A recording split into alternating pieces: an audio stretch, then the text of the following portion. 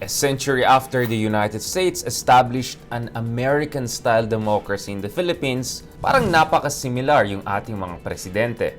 President Donald Trump and President Rodrigo Duterte have constantly been compared around the world as right-wing populists with very similar demeanor and predisposition towards politics. And yet, kahit napaka-similar yung dalawang presidente natin, the two heads of state are operating in very different institutional contexts.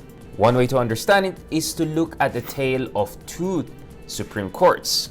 Amazingly, over the past few months, the US Supreme Court, supposedly a conservative-dominated Supreme Court with two of President Trump's appointees there, has handed one defeat after another to the US president.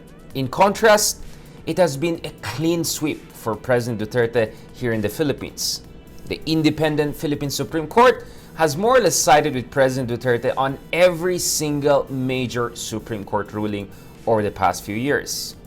For critics, that raises serious concerns about rule of law and proper checks and balances and separation of powers in the Philippines, while for some, Donald Trump's one defeat after another in a supposedly conservative-dominated Supreme Court shows that the US democracy and its institutional checks and balances are still robust and very much alive.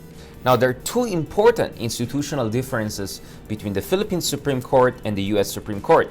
Unang-una, sa Amerika, wala pong mandatory retirement age of around 70 for the justices. In fact, a lot of US justices have stayed as long as they could until some of them in fact died while in office. In the Philippines, in contrast, you have a mandatory age of retirement for our Supreme Court justices. Kaya every other year, maraming bagong Supreme Court justices ay na-appoint. President Arroyo appointed up to 14 out of 15 justices during her tenure in office, which lasted almost a decade. President Duterte, in a significantly shorter period of time, is expected to appoint up to 13 out of 15 justices in the Philippine Supreme Court.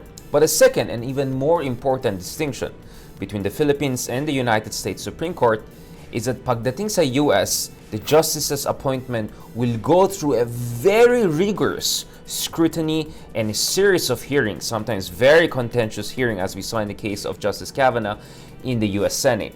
But in the Philippines, the appointees of the presidents will not have to go through such level of legislative scrutiny.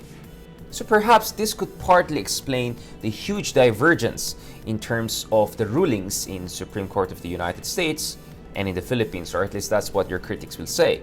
Over the past few months, President Trump's conservative agenda suffered one defeat after another in the US Supreme Court. And most recently, natalo si Donald Trump on a very crucial and very personal issue, and that's opening up of his tax returns and personal finances.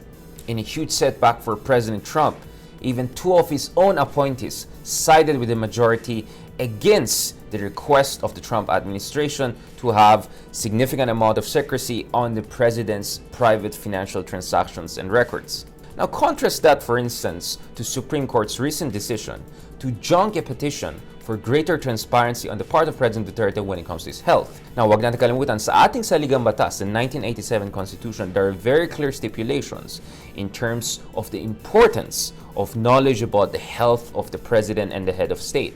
And this was born out of our bitter and very difficult experience during the martial law period when President Marcos was ill for a very long time, and that was kept secret from much of the country. It was precisely the president's long absences that led to this petition by lawyer Dina De Leon to ask the Supreme Court to require the government to have more transparency on the president's health condition. In fact, President Duterte himself, in an interview last year with GMA Network, ito yung sinabi niya.